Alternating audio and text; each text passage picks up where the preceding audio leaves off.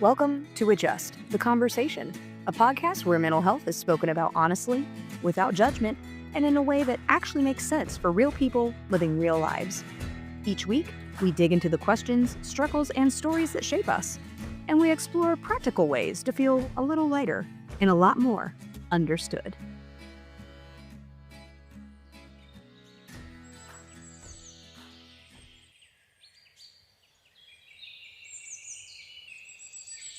Here, in her natural habitat, we observe the modern human. For millennia, evolution shaped her for a single, elegant purpose: to survive the tiger. And watch when the threat appears and the ancient machinery ignites. The heart quickens. Adrenaline floods the blood. She is ready to run. Magnificent. In the wild, the system was perfect. The tiger appears, she runs, she survives, and then, crucially, it is over. The threat departs. The body receives its all clear, powers gently back down to rest. But here, in the modern habitat, the tiger does not leave. It has taken up new forms: the inbox, the notification, the message that simply reads, "Are you here?" The threat never departs, so the creature never stands down. She remains, day after day, braced for a predator that is technically a work chat. But there is hope for our human. She can learn to send her own all clear, to signal to that ancient body that the tiger is gone. The methods are strange: ice, water, curious breathing, and, on occasion, the extending of the tongue like a lizard. Observe closely. It works. This is Adjust, the Conversation. Okay, so when talking, albeit with humor, the idea of Loki from the TVA, right, being both good and bad. You can have good reasons and bad reasons, just like stress, right? It can present, I think it's villainized, definitely, but it does have good types. Well, we need it. Yeah, we need it. It's just understanding it. And I think, that's what I love most about that show. Weirdly enough, it parallels, but it doesn't. Right. In that it took the entire, 3 or 4 seasons of it to understand his, they call it what, glorious purpose. I think that's what he calls it. That is. Right, the glorious purpose. And what is stress's glorious purpose, right? It's not villainous, but it's also not, a fairy godmother either. You gotta manage it. And so I think we did a really good job covering what it is and things like that, but even just spending a little bit of psycho-ed on the good versus the bad stress, that more practical idea. Right. So does anything pop up in your head when you think of like the good, the bad, and how like people villainize or even demonize? Yeah. Well, don't they say stress kills? Oh my God, yeah, I think that's like a bumper sticker. Interesting. Was it worse than sitting, worse than smoking? Oh, right. Right. So, well, it's really, if you go back, like any extreme anything. Mm-hmm. So, and how you perceive things to be an extreme. Oh, yeah. And just like window of tolerance. For some people, an extreme of stress is not an extreme for another person. Right. How do you define that window of tolerance? I know that's I've already just asked that. Shut up. Okay. Was it But no. Because I was talking about my poly bagel that I love. and how, based on past experiences, we each are going to have a different sized window to work in. Yeah, take it from there. Yeah. No, I that is exactly how I start my definition. Yeah. And I'm like, I feel like I wake up every morning with the window opened at different, depending on what has kind of happened the day before or whatever. So if it was raining, I'm not going to have my window all the way open. Right. I might not have a ton of tolerance. And so I like to, you can hear how I use metaphor, but yeah, I love that. Like doing it with the weather. Yeah, like the weather, right? Because you can't control it, but okay, I can open my window, right? I know how much I have to work with. Right. And then you go into the day more prepared, knowing that you just don't have that big of a window. How do I know the size of my window? That's a different conversation. Right. You just do the check-ins and things like that. But I think a lot of people, we talk about comparing to other people, whether it's on TV, social media, or your friends. Oh, they're handling stress or whatever just fine.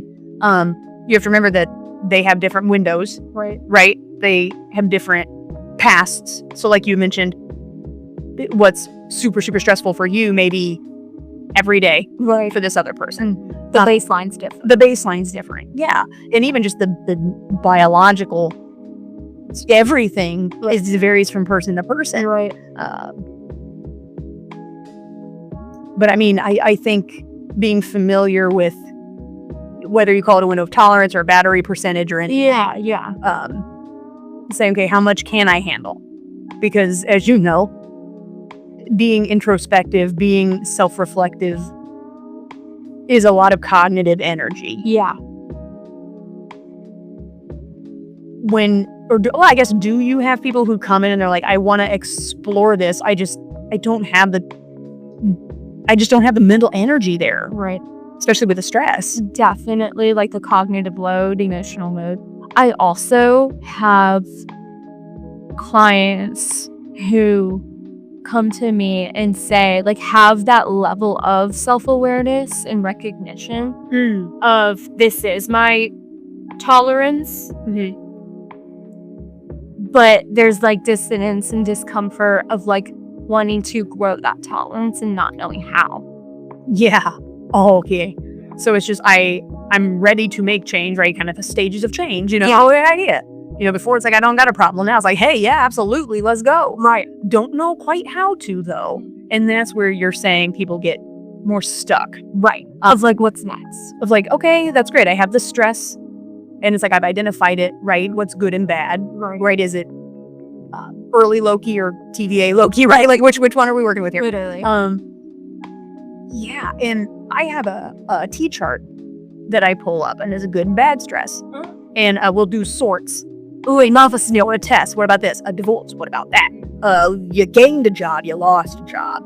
Death in the family. There's a life experiences scale, LES. Oh yeah. That I love. I don't know if it's been updated. I can't quite recall, but even just sitting down and going through that can be astute shocking, really, at how actually stressed out you are. And so some of those things, we've obviously kid-friendly versus adult, sure, but sorting through that. And so if you're like, man, I don't even know what my stress level is, take the LEC, man. Okay. Well, that might be life events checklist, but it's like life stressors. Yes. I'll link it. But yeah, link it in the links. Yes. I think because there's a life events, which is used for trauma, and then there's like life events, which is like stress. Okay. But they're two different scales. So we'll link it. Yeah. The correct one will be linked. Yes. Never promised to make too much sense. Here we go. The spirit's there, right? Yeah, It's the thought that counts. And I think so. Yeah, okay. Well, and even the understanding, okay, I have all this big stuff.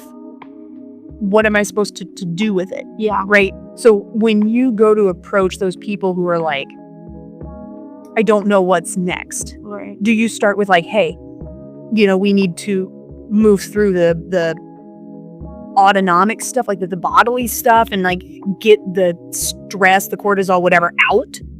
Or is it more like, hey, let's figure out the triggers. Let's sit down and really like, both. Ooh, kind of depends on the person. It definitely depends on the person and how they carry their stress. Because I've noticed either people carry it so physiologically, Yeah. and it literally is showing up in their like physical health, or it is like mental, like cognitive. Right. So camps. yeah. Okay. So obviously, physiologically, I'm going to tackle that nervous system.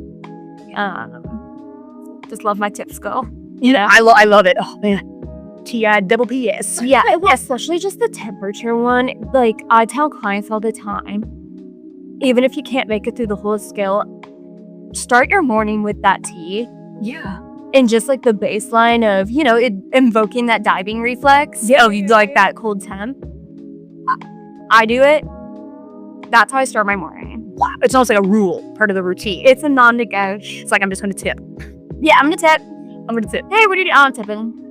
Now, because my brain is pumping, I am blanking. What's the I? Intense exercise. Temperature, intense exercise, paced breathing, progressive muscle relaxation. Oh, okay. What's the S? There's no S. I've been saying tips like plural then, not TIPP. Or you know what? Nor.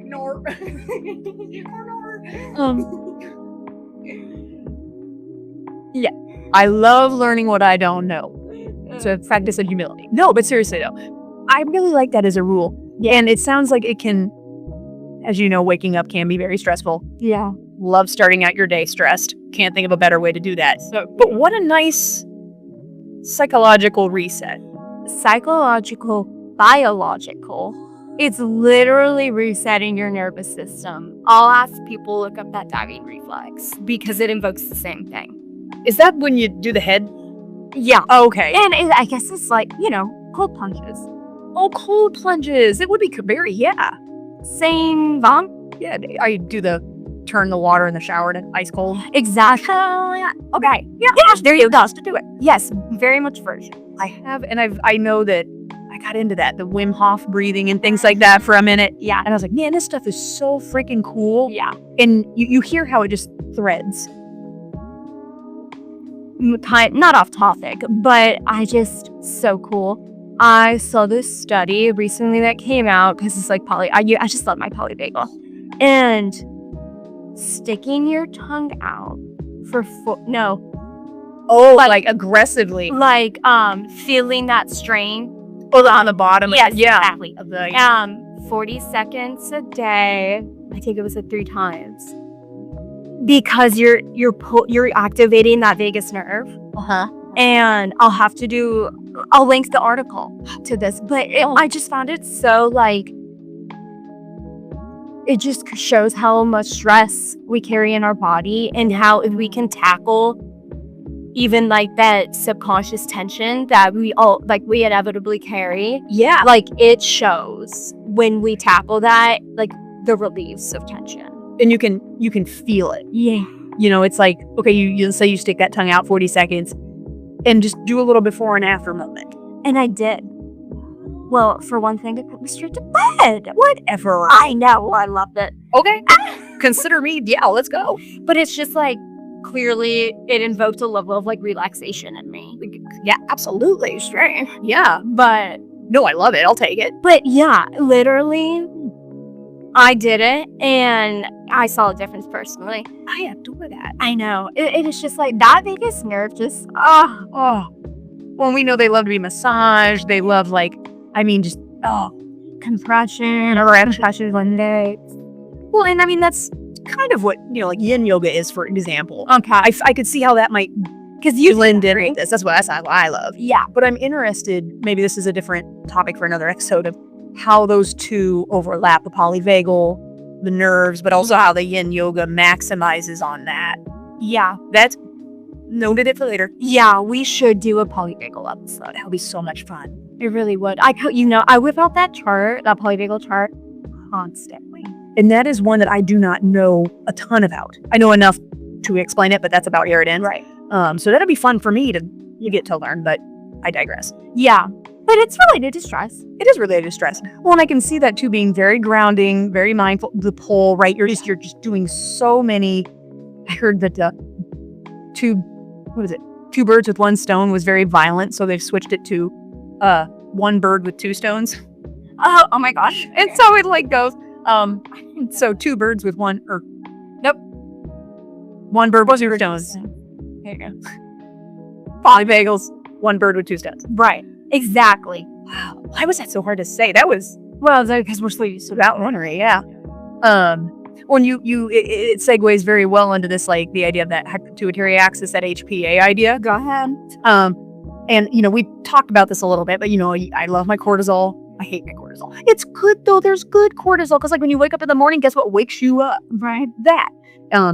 It's just when it goes a little too hard. But I mean, I feel like this is the axis that when we're like, hey, do your breathing, it calms it. Yeah. Right. It's so deeply interconnected. I forgot where I was going with that, but Well, you're cycle in. yeah, I know. I'm like, where was I headed with that? Anyway, I digress. But that's why sorting the stressors out is so important because then that HPA rate is not going to identify it as a threat. Right. You know what I mean? And so that reaction that happens of, oh my God, right? Your heart rate, your blood pressure, your breathing rate, all these other things that kind of come when your body floods. Because think about like a saber-toothed tiger, right? You see it and you're like, what? And then you run. Cutie. Yeah. You're cute. Sorry. Yeah. No, I loved it. It was exactly with the sound that I would have made. Because that's someone's threat, but clearly it ain't mine. Well, and that's the stupid thing about the freaking brain is that it doesn't know that. Exactly. It sees it as that. But yeah, and so of course then your fight or flight kicks in, right? And you can see how there's this concept of this stress cycle. What's her name? Emily Nagoski. She had to look down at that for How to get it right. how to get it right. It's pretty cool. She got a PhD. Yeah, and things like that. Like, yeah, I got to give her credit. And I wasn't aware, but I do like the work, just the disclaimer of make sure you read it with an open mind and just kind of saying, hey, but there's a lot of books on it. It's like burnout cycle and stress and things like that, but she'll go into that a little deeper. But this whole idea of like the cortisol, the adrenaline into your system, you back in the day, Kate made it, you would get rid of all that through movement, right? You'd run away from or hide, right? Be tense, and then the threat would pass, and your body says, "Oh, it naturally says there is no more tiger." Cool, beans, done. Yeah. But in the modern world, the tiger is always there. Right. It's always on. You can't. It's very difficult for your body to pick up on when the threat is ending. That's why, like when you're like stick your tongue out for 40 seconds, or like the last episode you mentioned. I think it was maybe it was Jerry, I can't remember, going out and playing basketball. Oh, yeah. Or doing yoga, right? And to be Movement, you're so right. And the small doses, it's fine, but the big doses, you said at the beginning, stress kills. And when there is no all clear signal, then what happens, right? We came off those episodes of grief. Right. That's stressful on the body. That can be what feels like an never-ending stressor. Right. But I think it's so crazy how it all comes back to that movement. Wow. And signaling to your body, checking in, there is no threat, I am safe. And I don't know how long it would take for most people, but for me, it takes a hot minute. Well, yeah. Well, that's the 1, 2, 3s of it, I think. I guess I didn't realize how regulating, like clearly I know, sitting still. Well, now I just thought about our Sitting Still podcast. Oh, hey, call back. How there's such a dichotomy sometimes. Yeah. Of knowing you have a stressor. Is it better to sit in that stillness in the discomfort, or is it better to fight it? Because I think depending on what it is, that matters. Yeah. And how you go about that, don't you think? Absolutely. Because you do have to get that cortisol out, right? Right. Because if you don't, it just sits. It just manifests somewhere else. Then, yeah, it comes out. That's a great... But then there's the anxious avoidance cycle. And like, the more you avoid, the more you perpetuate. Yeah, and it just makes it worse and worse and worse. And it's like you're darned if you do and you're darned if you don't. Right. So you better just be darned now because it's going to be easier than 6 months down the road. Right. Just because your body gets clicked into that routine. I like that point of it's going to feel weird. It's going to feel awful. And that does push people away because it's the devil they know. So I guess, and this may be a personal question too, but like, have you ever from anybody, a therapist or even just a client, sometimes they get out some knowledge. Like, absolutely. I learned so much. That helps them with that of just being like, hey, I got this discomfort, but I also know I got my end goal. Right. What's like the best piece of like advice or like a statement you're like, hoof, that hit? Well, I know I always go back to it, but values. I'm sorry. Right? No, that's where I went. Listen, because you have a moment of dissonance, discomfort. You don't know what to do, what decision to make. There's maybe a level of self-doubt. So you go back to something that is truly reliable, and that is your values, if you know them. Yeah. And asking, in this moment of conflict, what would the acting in this value look like? Yeah. And that's kind of remember when you played tag and you had home base? Still do. Yeah, absolutely. Also watch that movie with John Hamm. Maybe sure he is. But that's your home base. It's like your values are just your home base. You're coming in to just check. Yes. I really believe that. Yeah, I like that. And it's so, okay, it sounds simple, but I feel like, again, we go back to that mental energy. Like, it's just things to be prepared within your back pocket. And if you're like me, out of sight, out of mind, making like a little bracelet maybe with the value on it. Oh, something cute. Ashley, love that. Right? Oh my God. I don't know, right? Because some people are visual, some people have words. Right. I love that. Oh my gosh. Well, and that's why I'm like, hey, I know you do that value sort too. I know it. Yeah. And I'm like, okay, your top 5. Yeah. Put that somewhere. Yes. Where you can see. Yeah. Whether that's like your lock screen. Honestly, right. With the new iPhone. Yeah. Like you can do was it Gen Magin or whatever it is. Yeah. It's cute. Some cute stuff can come. No. Also, I got a mirror ball. I said Kisco, right? Kiss all the time. Oh, yeah, of course. Did disco occasionally. Harry Styles, best album ever. When are you doing again? August 26th. August, yeah. He's unfrosting. Yeah. Anyway, just be wary that when you do put something in there, be expected for weirdness to come out. Because I was like, oh, Kisco, whatever. And it created like a mirror ball with like like a Tom Selleck mustache and lips. I was like, ew, what? A fur? So just like, get creative when you go to set it as a lock screen, because it could be very weird. Oh my God. That's pretty on brand for Harry. Honestly, yeah. Just trying to have fun with a cool emoji, and it ruined it. Yeah, but to your point though, put it on the lock screen, just where you can see it all the time. Like Canva.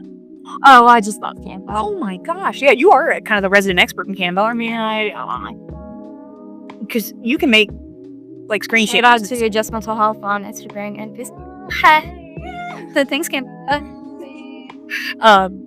No, but they're gorgeous and they work. Yeah, but I mean, I like it too. Is it's like a post. Yes, and I know you can pin some things on Instagram and things like that. All right, okay. Just little things. Well, everyone listening, yourself the best. What would work for you? Boom. I love it. And I think this point, kind of echoing back to Nagoski there, of separating that stressor from the stress response. And I think that right there would help whoa, what's my value? Yes, exactly. And it eliminates a little bit more the opportunity to get lost, I think. Eliminates the opportunity to get lost. Yeah. Yeah. Because again, tag, you come back to your home base. Exactly. Wow. And then you can just, through that filter, say, okay, is this good? Is this bad? Is this going to, is this going to create conflict with myself? Exactly. Yeah. Yeah. That internal yak. Yeah, exactly. The internal egg. And that's what, right? You don't have to sit in it, right? That internal ick. I say sit with it. Yes, but not. Period. Your distinction. Because you don't want to sit with the stress too long. You want to get the cortisol, the adrenaline, all these other big hormones and transmitters out, right? So that very thing can happen. Right. And so that's what I love about this is saying, okay, I have these stages to the tunnel almost here. Enter, okay, what's going on? Go back to what matters really to me. Get all the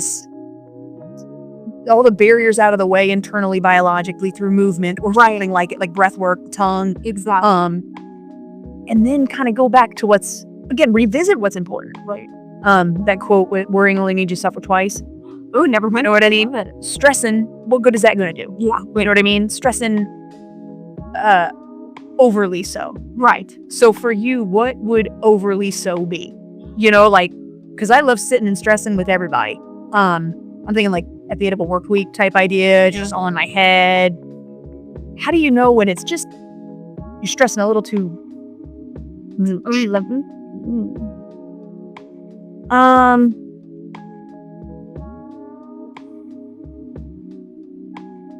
I tend to get in a loop of playing catch up.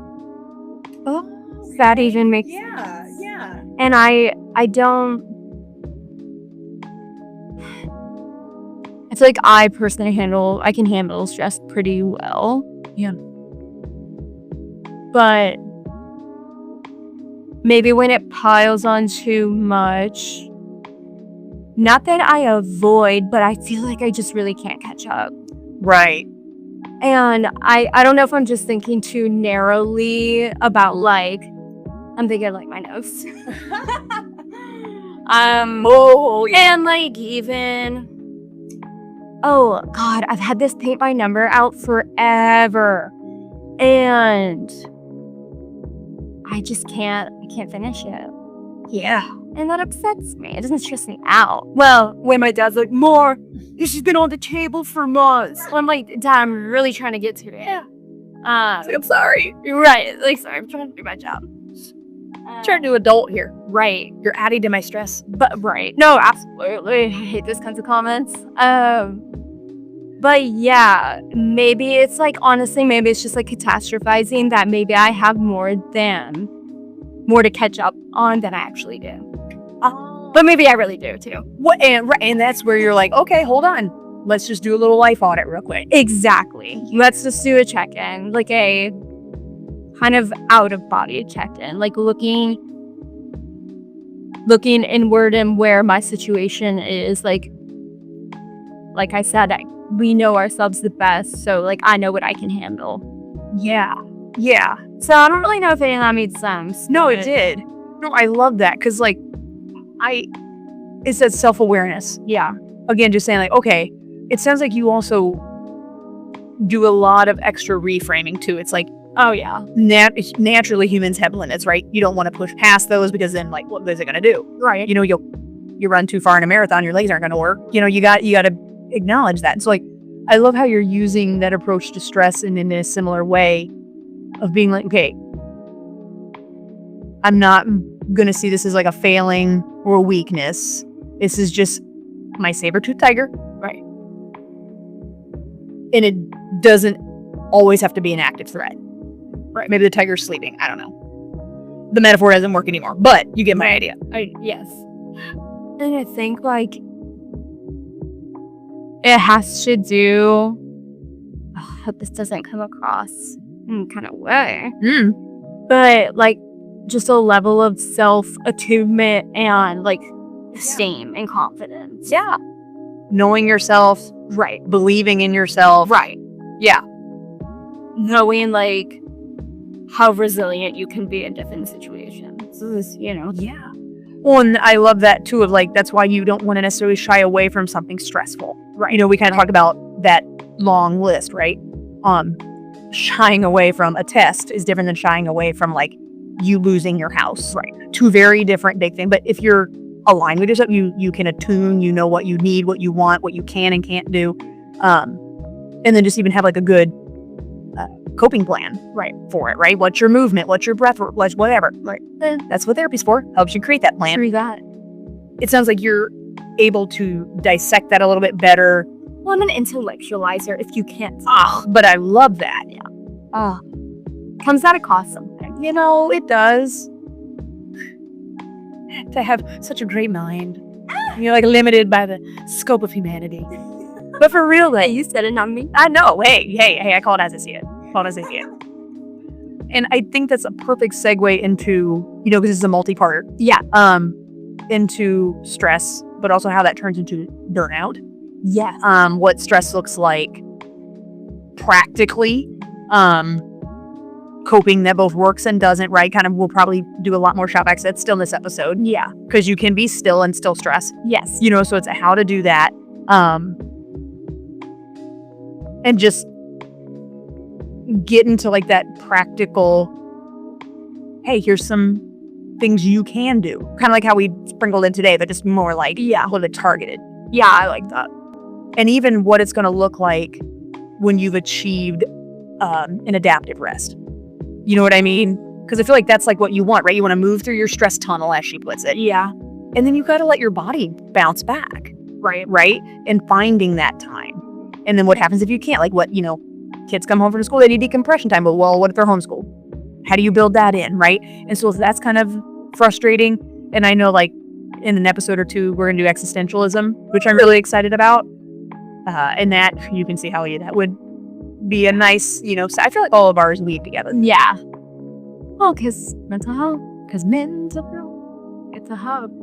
It is it's a what? A hub. A hub. Yeah, I didn't know if you said hub or hug. I thought maybe you thought I said hub. And I was like, it is a hug, but it is also a hub. Oh, I love it. Well, this conversation is to be continued. TBD. See you next time. See ya. Hey, before you wrap up, get excited because we've got a fun perk for any listener who wants to try something new. We'll be revealing it next episode, so make sure you come back for that. Today, though, all about the tools.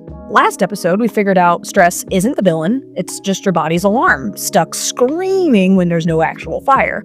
So this time, we got into how to turn it off. Because you can't think your way out of stress, your body needs the memo. Cold water, funky breathing, the tongue thing, and how to find your way back to center when a day knocks you sideways. Remember, calm is not the goal. Regulated is. We'd love to hear from you on this one, so find us on Instagram at Adjust Mental Health and tell us, what's the little thing that helps you when you're stressed that more people should know about? Share it because someone listening might really need it. And if yours happens to be something a little weird, all the better. If it's the tongue thing, though, I'm going to need some proof. Comment on our socials, and we'll share those. And while you're over there, if there's a topic you'd like us to dig into, we want to hear it.